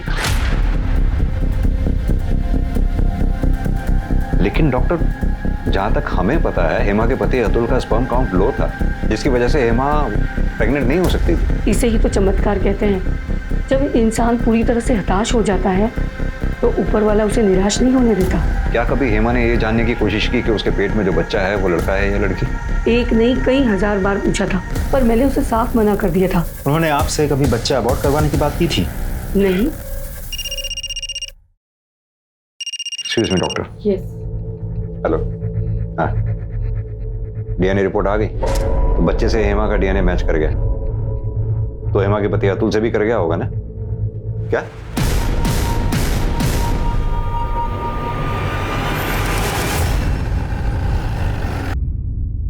ये क्या बकवास है सर? ऐसा कैसे हो सकता है? हेमा के पेट में पलने वाला बच्चा अतुल का नहीं होगा तो किसका होगा? जरा तमीज से बात कीजिए। ऐसा मैं नहीं, डीएनए रिपोर्ट कह रही है कि हेमा के पेट में जो बच्चा था वो अतुल का नहीं था। हाँ तो क्या भरोसा कि जो डीएनए रिपोर्ट में लिखा है वही सच है। हो सकता है कि जबरदस्ती आप ये हेमा के पेट में पलने वाला बच्चा अगर मेरा नहीं था तो वो राजेश भाई साहब का ही होगा। तो क्या पकड़ा है, होश में है? थोड़ी तो शर्म कर। मुझे शर्म नहीं आ। अरे आपको शर्म आई थी? भूल गए आप जब हेमा प्रेग्नेंट नहीं हो रही थी तो आते जाते कैसे ताला देते थे। और उस दिन भाई साहब जब मैं ऑफिस जा रहा था, अरे तब तो हद कर दी थी आपने। अरे अतुल। हाँ भैया। 6 साल हो गए तेरी शादी को, है? कुछ बच्चे के बारे में सोच रहा है? तुझसे नहीं होता है तो मुझे बोल, मैं करता हूँ। अतुल, वो बच्चा राजेश का भी नहीं हो सकता। अगर ऐसा होता तो डीएनए रिपोर्ट में राजेश का भी डीएनए 50% मैच होता। हेमा के बच्चे का बाप कोई और ही था। सुन लिया ना अतुल, पड़ गई ना आप कलेजे में ठंडक। ने आज अपने बड़े भाई को सबके सामने बेइज्जत कर दिया, वो भी उस भाई को जिसने कभी तुझे अपना छोटा भाई नहीं समझा बल्कि हमेशा अपना बेटा माना। सर, ये अतुल अपनी बीवी के प्यार में अंधा हो चुका था। इसे तो ये तक नजर नहीं आया कि इसकी बीवी कहां-कहां मुंह मारती फिर रही थी। क्या मतलब? सर, हमारी कॉलोनी में यहीं आगे एक कपल रहता है, जया और अश्विन। हेमा उनके घर घंटों बिताती थी।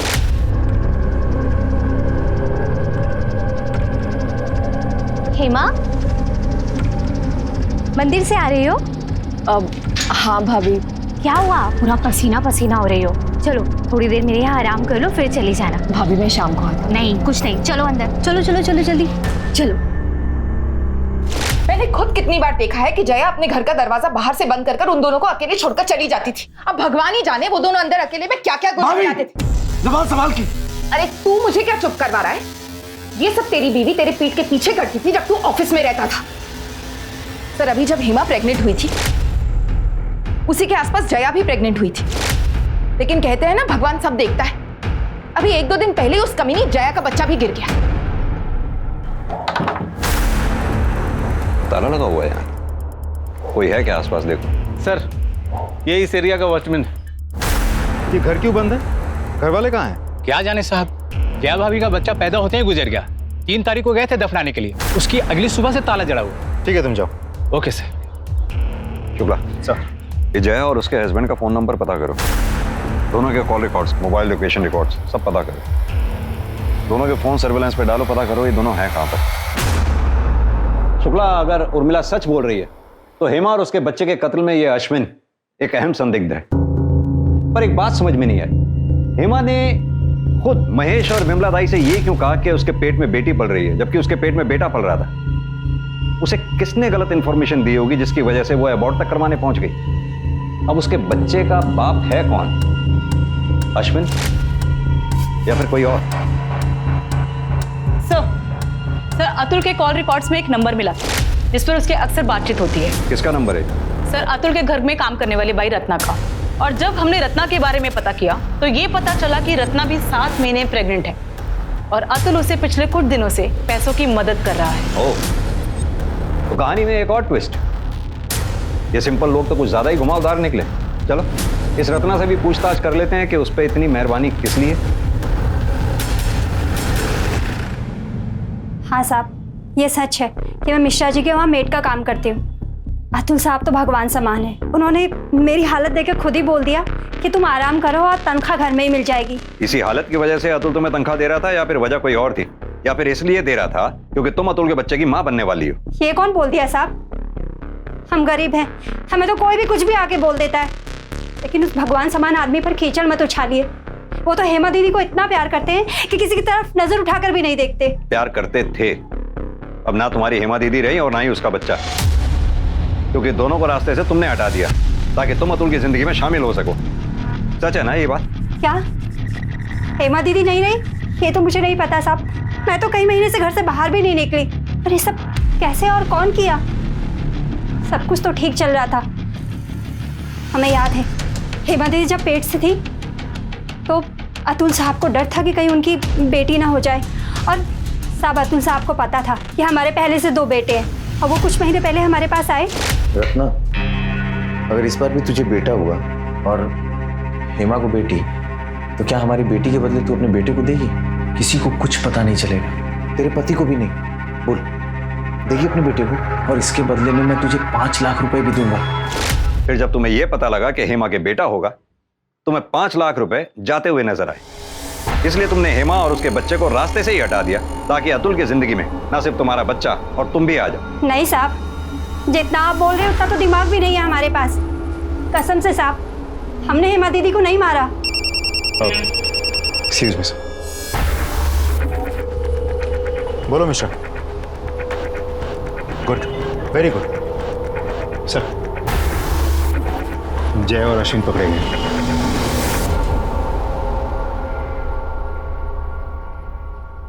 बोलो बोलो। सर, मेरी पहली शादी में मेरा तलाक हो चुका था। मेरे पहले पति ने दोनों बच्चों को अपने पास ही रख लिया था। उसके बाद मैं अश्विन से मिली और हम दोनों ने शादी कर ली, जबकि मैं मेरी पहली शादी में ही अपनी नसबंदी करा चुकी थी। सर, मुझे तो नहीं, लेकिन अश्विन को अपना बच्चा चाहिए था, जो मैं उसे नहीं दे सकती थी। फिर मुझे हेमा और उसके हालात के बारे में पता चला। मुझे पता चला कि अतुल के लो स्पर्म काउंट की वजह से वो कभी माँ नहीं बन सकती है। फिर हमारे बाबा जी ने हमें बताया कि हमारी किस्मत में बच्चा है, लेकिन वो हमें हेमा के ज़रिए मिल सकता है। इसलिए फिर मैंने हेमा से धीरे धीरे दोस्ती बढ़ाई। उसके बाद वो अपना दुख बताने के लिए मेरे पास आती थी और फिर मैं उसे लस्सी या जूस में नशे की गोलियां मिलाकर दे देती थी, जिससे वो सो जाती थी। और उसके बाद अश्विन उसके साथ संबंध बनाते थे इस उम्मीद में कि वो हमें हमारा बच्चा देगी, वो बच्चा जिसे वो अनजाने ही हमारे लिए पैदा करेगी। फिर हेमा ने एक दिन मुझे बताया कि वो बिना IVF ट्रीटमेंट के नेचुरल तरीके से प्रेग्नेंट हुई है। तो हम समझ गए थे कि वो बच्चा अश्विन का ही है। उसके बाद हमने अपना प्लान आगे बढ़ाया और फिर मैंने भी सबको बोला कुछ दिन में कि मैं भी अब प्रेग्नेंट हूँ। हेमा मुझे बताती थी, बल्कि हेमा क्या बताती थी, मैंने खुद देखा था कि उर्मिला उसके साथ अच्छा बर्ताव नहीं करती थी, क्योंकि हेमा एक बेटी को जन्म देने वाली थी। पपीता बच्चे की सेहत के लिए बहुत अच्छा होता है, खा ले। नहीं भाभी, बिल्कुल भूख नहीं है सच में। ये बच्चे के लिए अच्छा है, खा ले, थोड़ा सा खा ले। उर्मिला भाभी, ये क्या कर रही हैं आप? आपको पता है ना हेमा प्रेग्नेंट है और पपीता गर्म होता है, इतना भी नहीं पता? बच्चे को नुकसान कर सकता है। हेमा की हालत को देखकर मैंने उससे कहा कि मुझे बेटा होने वाला है, इसलिए मैं तेरी खुशी के लिए अपना बेटा तुझे दे दूंगी और तेरी बेटी मैं ले लूँगी। मैंने उसे बोला कि हमें डिलीवरी एक दिन मेरे ही घर पर करनी होगी, ताकि किसी को ये ना पता चले कि हम क्या करने जा रहे हैं। और वो ये बात सुनकर बहुत खुश हो गई। जाने अनजाने में उसने जिस चीज़ का नाटक किया था, हम उसे सच करने वाले थे। हम उसे किडनैप करते और वो गायब हो जाती। उसके बाद उसका बच्चा हम ले लेते और सबको ये बोलते कि मैंने उस बच्चे को जन्म दिया है। सर, हेमा पहले ही गायब हो गई थी। हमें डर था कि हम किसी ना किसी मुश्किल में फंस जाएंगे, और इसीलिए हमने जय के मिसकैरेज का नाटक किया और एक गुड़िया को दफना दिया, ताकि लोग समझे कि वो हमारा बच्चा था। और उसके बाद हम अपने गांव में जाकर छुप गए। इतनी मर्दानगी फूट रही थी। शुक्ला सर, अश्विन का DNA सैंपल लो और हेमा के बच्चे से मैच करके देखो। अश्विन पे हेमा के रेप का चार्ज और इन दोनों पे हेमा और उसके बच्चे के मर्डर का चार्ज लगाओ। नहीं सर, हमने हेमा को नहीं मारा। इतनी मक्कारी की है, क्या पता कि अब भी सच बोल रहे हूं।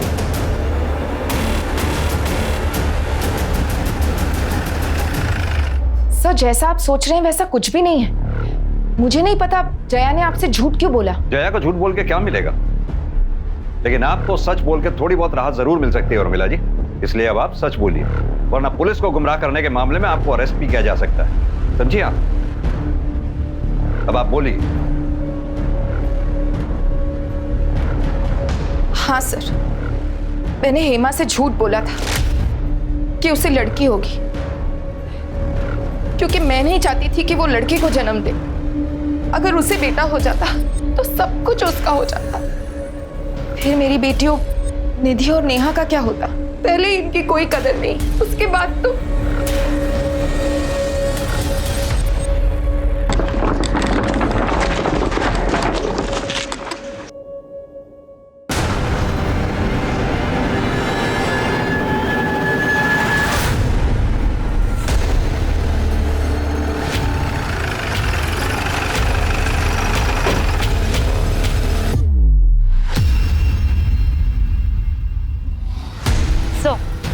हेमा की तरह ये औरत भी प्रेग्नेंट थी, इसका भी पेट काटा गया है। और सर चेहरा भी उसी तरीके से बिगाड़ा गया है ताकि पहचान ना हो सके। अगर चल क्या रहा है ये? कौन है जो प्रेग्नेंट औरतों को इतनी बेरहमी से मार रहा है? ये तो तय था कि ये किसी एक ही अपराधी का काम था, क्योंकि दोनों महिलाओं को एक ही तरीके से मारा गया था और गर्भ से बच्चा निकालने के लिए बाकायदा सर्जिकल इक्विपमेंट्स का इस्तेमाल किया गया था और मां और बच्चे का शव भी आसपास ही पाए गए थे। ऐसा लग रहा था कि कोई जानबूझकर गर्भवती महिलाओं को निशाना बना रहा था। ये लीजिए आपकी चाय। अरे भाभी रुकिए। एक मिनट में बाहर गया कि आपको शांति नहीं है। लो मुझे दो। डॉक्टर ने आपको मना किया ना, अंकुश भैया का जो भी काम है मैं करूंगा। मुझे बताओ। मिलिंद, अरे उसका काम उसे करने दे, तू अकेले क्या क्या करेगा? क्या क्या कर सकता हूँ उसकी लिस्ट मैं आपको बाद में दूंगा। मैं जा रहा हूँ फिलहाल मार्केट आपके लिए फ्रेश सब्जियां लेने के लिए और आपके लिए फ्रूट्स लेने के लिए। तब तक आप यहाँ बैठेंगे, ठीक है? आइए आराम से आराम से आराम से आराम से। और इनका ख्याल आप रखेंगे, ठीक है? ठीक है। कूड़े के पास जिस औरत की डेड बॉडी मिली थी उसकी फोटोग्राफ आसपास के पुलिस स्टेशन में भेज दी ना? जी सर। साहब मेरा नाम गणेश है साहब। मेरी जोरू कल सुबह से ही गायब है साहब। दोनों बेटों को बोलकर गई थी कि घंटे भर में काम से वापस आ जाएगी और अभी तक लौट कर नहीं आई साहब। अब तो उसका फोन भी बंद आ रहा है साहब। नाम क्या है तुम्हारी बीवी का? रत्ना। रत्ना? जी। फोटो वगैरह है? जी। ये देखिए सर। और कोई निशानी? साहब उसके हाथ पे गुदा भी हुआ है यहाँ पे।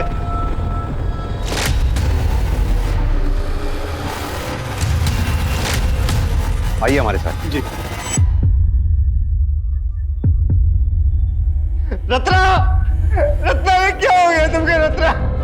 रत्ना की बॉडी के साथ एक बच्चे की भी बॉडी मिली। रत्ना को भी ठीक उसी तरह से मारा गया था जैसे कि हेमा को। रत्ना भी हेमा की तरह प्रेग्नेंट थी।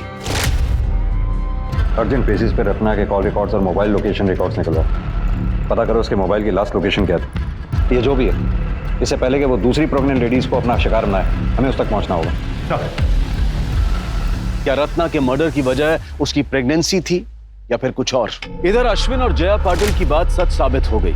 मिसकैरेज का नाटक करके उन्होंने गुड़िया ही दफनाई थी, ये बात पुलिस इन्वेस्टिगेशन में साफ हो गई। फिर सवाल ये उठता है कि अगर अश्विन और उसकी बीवी निर्दोष हैं, तो गर्भवती औरतों का पेट चीरकर निकाले गए अजन्मे बच्चों के केस में दोषी कौन है?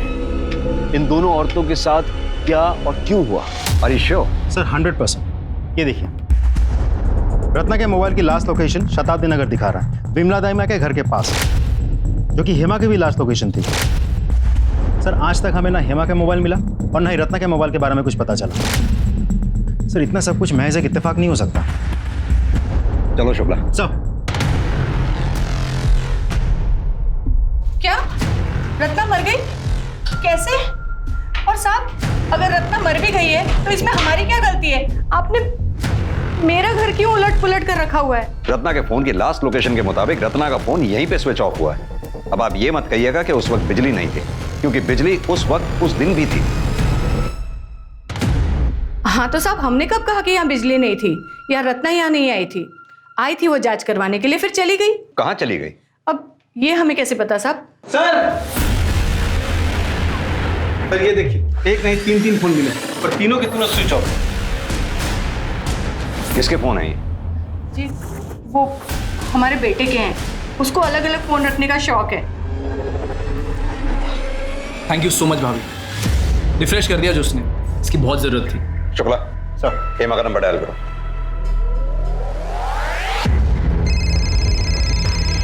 रत्ना का नंबर डायल करो।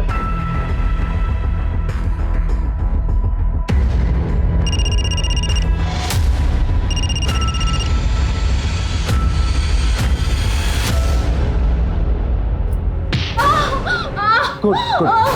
मैं ना का डॉक्टर हूँ, हाँ तो मुझसे जरा ठीक से पेश आना।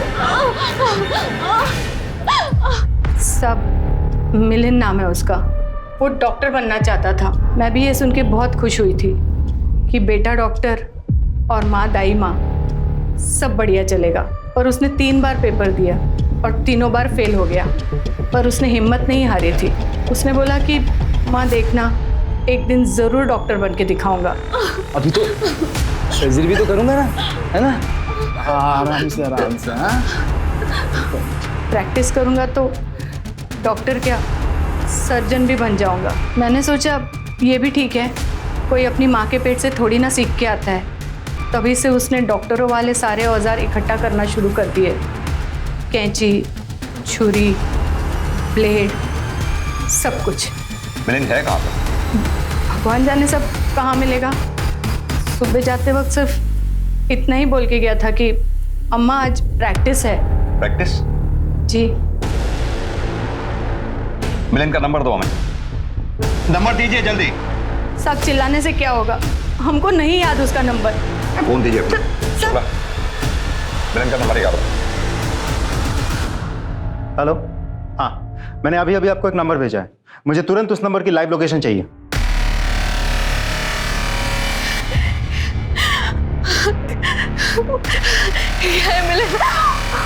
घटक जा, चल चल चल घटक जा, बस 15-20 मिनट, उसके बाद सब कुछ ठीक हो जाएगा। हैं? चल।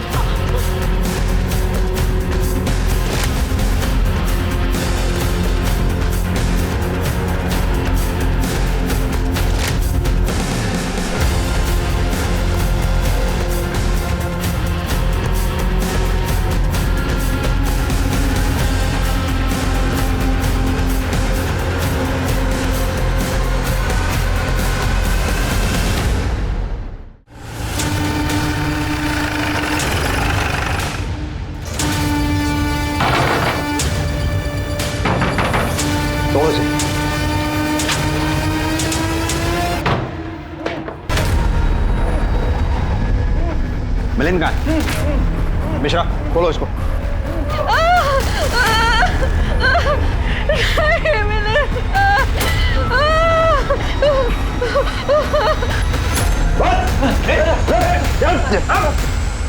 चिंता मत कीजिए, आप ठीक है ना? बहुत हो गई तेरी डॉक्टरी, बाकी की सर्जरी अब जेल में करना है। क्या है, तुम चैन से या प्रैक्टिस भी नहीं करने दे रहे हो। सॉरी भाभी, मैं आपकी मदद नहीं कर पाया। आपको किसी और डॉक्टर के पास जाना पड़ेगा। इससे ज्यादा मदद की जरूरत ना तुझे। चल तेरी मदद करते, चल। अगर आप बीच में नहीं घुसते तो मैं अब तक सर्जरी कर चुका होता और मनीषा भाभी एक हेल्दी बच्चे को जन्म दे चुकी होती। इस बार मेरा एक्सपेरिमेंट पक्का सक्सेसफुल होता, पर आपने खराब कर दिया, मेरा ऑपरेशन रोक दिया। हेमा को क्यों मारा? मारा? मारा नहीं सर, मैंने तो उसकी मदद की थी। वो मेरी माँ के पास आई थी बच्चा अबॉर्ट करवाने के लिए। मेरी माँ ने मना कर दिया तो मैंने सोचा मैं उसकी मदद कर देता हूँ और फिर मैंने उसका पीछा किया। क्या बोला दाई माँ ने? यही कि तुम मेरी मदद नहीं कर पाएंगी। खैर छोड़, अब जो होगा देखा जाएगा। ऐसे कर तू घर चल, मैं थोड़ा सा बाजार होके आती हूँ। ठीक है दीदी।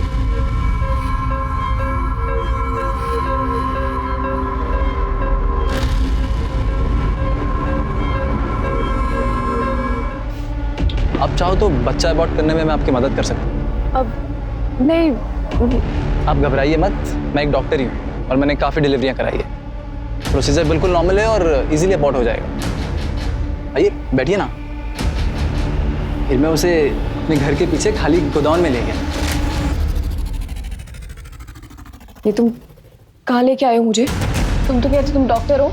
हाँ मैं हूँ, टेंशन मत लो। देखो मुझे ना तुमसे कुछ नहीं करना। रुक।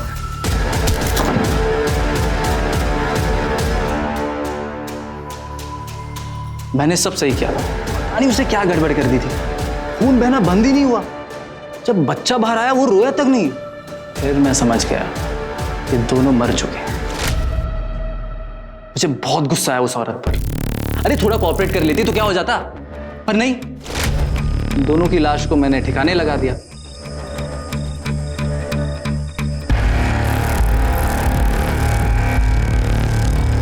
हेमा से पहले वैशाली का मर्डर किया था ना? मर्डर नहीं, सर्जरी।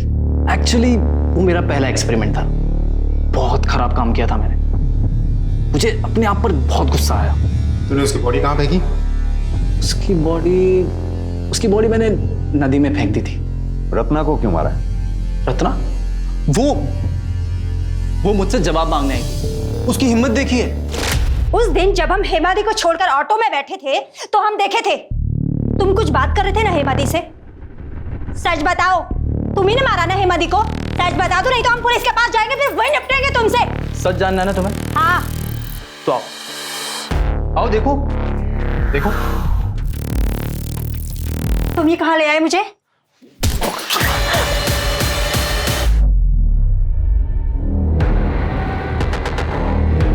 उसकी सर्जरी में भी थोड़ी गड़बड़ हुई थी, इसलिए बेचारा माँ बच्चा दोनों मर गए। काश मैं उन्हें यादगार के तौर पे अपने साथ रख पाता, पर कोई बात नहीं। याद के तौर पे मैंने उनके मोबाइल रख लिए। शुक्ला, अब तुम इसकी ऐसी सर्जरी करो, ये चाहे भी तो कभी यहां से बाहर ना निकल सके।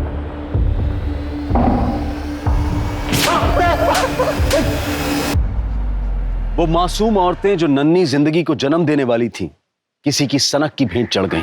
हालांकि सबकी कहानी दर्दनाक है, लेकिन हेमा जिसने एक बच्चे के लिए अपने घर परिवार यहां तक के पड़ोसियों की यातना झेली, और जब वो उस खुशी को पाने जा रही थी तो एक बीमार मानसिकता ने उसका ही जीवन छीन लिया। एक ऐसे व्यक्ति ने जिसका उससे दूर दूर तक कोई संबंध नहीं था। जिंदगी की होड़, समाज और इच्छाओं के दबाव में इतना भी ना आए कि हेमा की तरह खुद जुर्म का शिकार बन जाए, और ना ही मिलिंद की तरह ख्वाहिशों के नाम पर पागलपन पाले। अब मैं अनूप सोनी आपसे विदा लेता हूं। फिर मुलाकात होगी क्राइम पेट्रोल सतर्क के ब्लैक हेडलाइंस अध्याय में एक और नए केस के साथ। और याद रखें, क्राइम और आपके बीच में सिर्फ इतना फर्क है कि आप कितने सतर्क हैं। सतर्क रहें, सुरक्षित रहें। जय हिंद।